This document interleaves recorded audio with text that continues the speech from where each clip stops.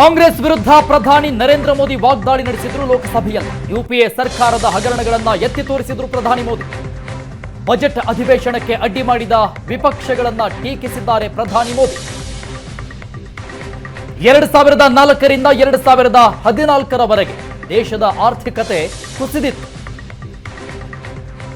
ಪ್ರಧಾನಿ ತಮ್ಮ ಭಾಷಣದುದ್ದಕ್ಕೂ ಆರ್ಭಟಿಸಿದ್ರು, ಗುಡುಗಿದ್ದಾರೆ. 2004ರಿಂದ 2014ರವರೆಗೆ ದೇಶ ಹಗರಣಗಳ ದಶಕವನ್ನ ನೋಡಿತ್ತು. ಅಂದು ದೇಶದ ಮೂಲೆ ಮೂಲೆಯಲ್ಲಿ ಭಯೋತ್ಪಾದನೆ, ಅಂತಾರಾಷ್ಟ್ರೀಯ ವೇದಿಕೆಯಲ್ಲಿ ಭಾರತದ ಧ್ವನಿ ಕ್ಷೀಣವಾಗಿತ್ತು. ಈಗ ದೇಶದ ಕ್ಷಮತೆ ಹೊರಗೆ ಬರ್ತಾ ಇದೆ. ದೇಶದ ಕ್ಷಮತೆ ಮೊದಲು ಇತ್ತು, ಆದರೆ ಪ್ರತಿ ಅವಕಾಶವನ್ನು ಸಮಸ್ಯೆ ಮಾಡಿದ್ದೇ ಯುಪಿಎ ಸರ್ಕಾರದ ಸಾಧನೆ ಅಂತ ಕಾಂಗ್ರೆಸ್ ವಿರುದ್ಧ ವಾಗ್ದಾಳಿ ನಡೆಸಿದ್ರು ಪ್ರಧಾನಿ ಮೋದಿ. ಜಗತ್ತು ಐಟಿ ಕ್ಷೇತ್ರದಲ್ಲಿ ಮುನ್ನುಗ್ಗಿದಾಗ 2G ಹಗರಣ ಮಾಡಿದ್ರು. ಕಾಮನ್ವೆಲ್ತ್ ಗೇಮ್ಸ್ನಲ್ಲಿ ಯುವ ಶಕ್ತಿ ತೋರಿಸುವ ಅವಕಾಶ ಇತ್ತು. ಇವರು CWG ಹಗರಣ ಮಾಡಿ ದೇಶದ ಮಾನ ಕಳೆದ್ರು ಅಂತ ಕಾಂಗ್ರೆಸ್ ವಿರುದ್ಧ ವಾಗ್ದಾಳಿ ನಡೆಸಿದ್ರು ಪ್ರಧಾನಿ ಮೋದಿ. ಯುಪಿಎ ಸರ್ಕಾರದ ಹಗರಣಗಳನ್ನ ಎಳೆ ಎಳೆಯಾಗಿ ಬಿಚ್ಚಿಟ್ಟಿದ್ದಾರೆ ತಮ್ಮ ಭಾಷಣದಲ್ಲಿ ಪ್ರಧಾನಿ ಮೋದಿ. ಇವರು ಕ್ಯಾಶ್ ಫಾರ್ ಔಟ್ನಲ್ಲಿ ಸಿಲುಕಿದ್ರು. ಜಗತ್ತು ನಾಗರಿಕ ಅಣುಶಕ್ತಿಯ ಬಗ್ಗೆ ಮಾತನಾಡ್ತಾ ಇತ್ತು, ಆದರೆ ಇವರು ಕ್ಯಾಶ್ ಫಾರ್ ಔಟ್ನಲ್ಲಿ ಸಿಲುಕಿದ್ರು ಅಂತ ವಿಪಕ್ಷಕ್ಕೆ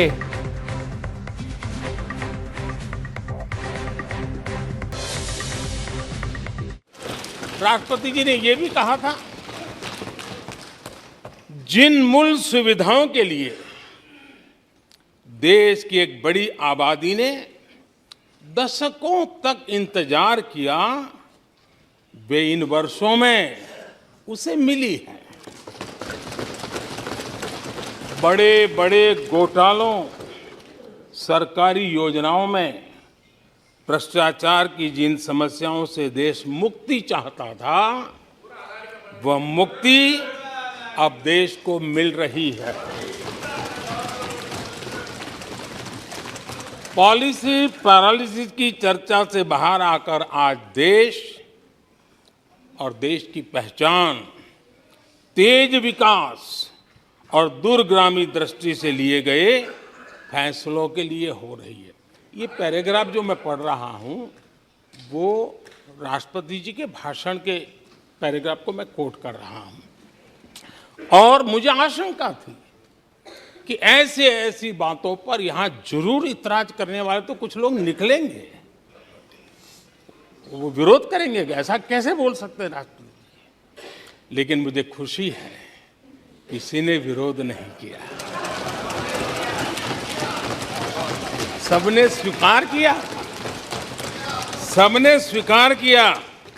और माननीय अध्यक्ष जी, मैं 140 करोड़ देशवासियों का आभारी हूं कि सबके प्रयास के परिणाम आज इन सारी बातों को पूरे सदन में स्वीकृति मिली है। इससे बड़ा गौरव का विषय क्या हो सकता है। अध्यक्ष जी, देश पर इतने आतंकी हमले हुए, 2008 के हमलों को कोई भूल नहीं सकता है, लेकिन आतंकवाद पर सीना तान कर आंख में आंख मिला करके हमले करने का सामर्थ्य नहीं था, उसे चुनौती को चुनौती देने की ताकत नहीं थी, और उसके कारण आतंकवादियों के हौसले बुलंद होते गए और पूरा देश 10 साल तक खून बहता रहा मेरे देश के निर्दोष लोगों का। वो दिन गए थे। अध्यक्ष जी 2010 में कॉमनवेल्थ गेम्स हुए। भारत को दुनिया के सामने, भारत की युवा सामर्थ्य को प्रस्तुत करना एक बहुत बड़ा अवसर था, लेकिन फिर मौका मुसीबत में और CWG घोटाले में पूरा देश दुनिया में बदनाम हो गया। अध्यक्ष जी 2010 में कॉमनवेल्थ गेम्स हुए। भारत को दुनिया के सामने, भारत की युवा सामर्थ्य को प्रस्तुत करना एक बहुत बड़ा अवसर था, लेकिन फिर मौका मुसीबत में और CWG घोटाले में पूरा देश दुनिया में बदनाम हो गया। 9 ವರ್ಷಗಳಿಂದ ಸೋತ್ರೆ ಚುನಾವಣಾ ಆಯೋಗಕ್ಕೆ ಬೈದ್ರು. ತಮ್ಮ ವಿರುದ್ಧ ತೀರ್ಪು ಬಂದರೆ ಸುಪ್ರೀಂ ಕೋರ್ಟ್ಗೆ ಬೈದ್ರು. ಭ್ರಷ್ಟಾಚಾರದ ಆರೋಪ ಬಂದರೆ ತನಿಖಾ ಸಂಸ್ಥೆಗಳಿಗೆ ಬೈದ್ರು. ಇನ್ನು ಸೇನೆ ಪರಾಕ್ರಮ ತೋರಿದ್ರೆ ಸೇನೆಯನ್ನೂ ಬೈದ್ರು. ದೇಶದ ಆರ್ಥಿಕ ಪ್ರಗತಿಯ ಸುದ್ದಿ ಬಂದ್ರೆ ಆರ್ಬಿಐಗೆ ಬೈದ್ರು. ರಚನಾತ್ಮಕ ವಿಮರ್ಶೆಯ ಭಾಷೆ ವಿಪಕ್ಷಗಳಿಗೆ ಗೊತ್ತೇ ಇಲ್ಲ ಅಂತ ವಿಪಕ್ಷಗಳಿಗೆ ಚಾಟಿ ಬೀಸಿದ್ದಾರೆ ಪ್ರಧಾನಿ ಮೋದಿ. ಇಡಿ ಕಾರಣಕ್ಕಾಗಿ ಇವರೆಲ್ಲ ಒಂದೇ ವೇದಿಕೆಗೆ ಬಂದಿದ್ದಾಗಿದೆ. ಇನ್ನು ಕೆಲವರಿಗೆ ಹಾರ್ವರ್ಡ್ ಅಧ್ಯಯನದ ಬಗ್ಗೆ ಬಹಳ ಹುಚ್ಚಿದೆ ಅಂತ ಪ್ರಧಾನಿ ಮೋದಿ ತಮ್ಮ ಭಾಷಣದಲ್ಲಿ ಗುಡುಗಿದ್ದಾರೆ.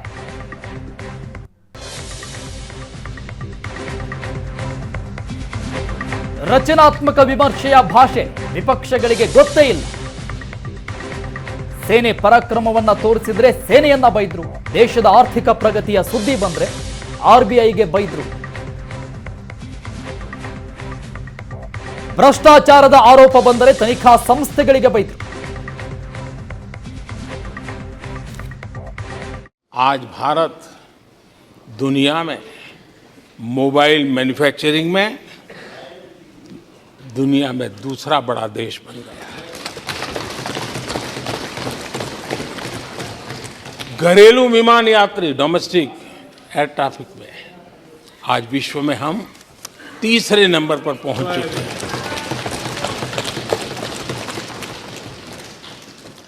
एनर्जी कंजम्पशन प्रगति के एक मानदंड माना जाता है.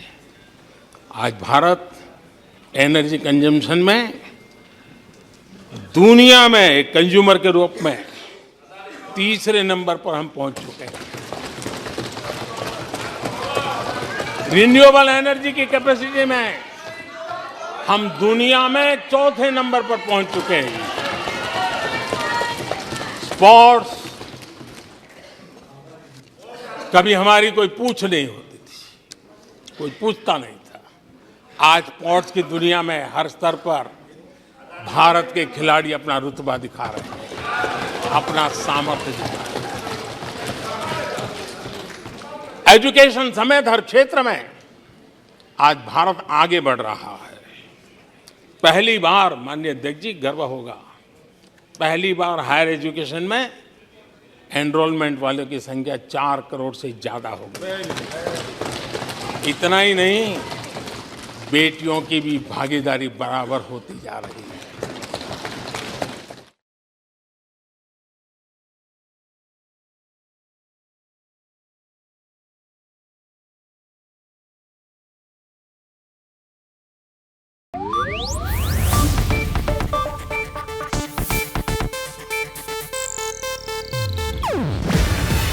ಇದು ಏಷ್ಯಾನೆಟ್ ನ್ಯೂಸ್ ನೆಟ್ವರ್ಕ್ ಪ್ರಸ್ತುತಿ. ನೀವು ನೋಡ್ತಿದ್ದೀರಾ ಏಷ್ಯಾನೆಟ್ ಸುವರ್ಣ ನ್ಯೂಸ್.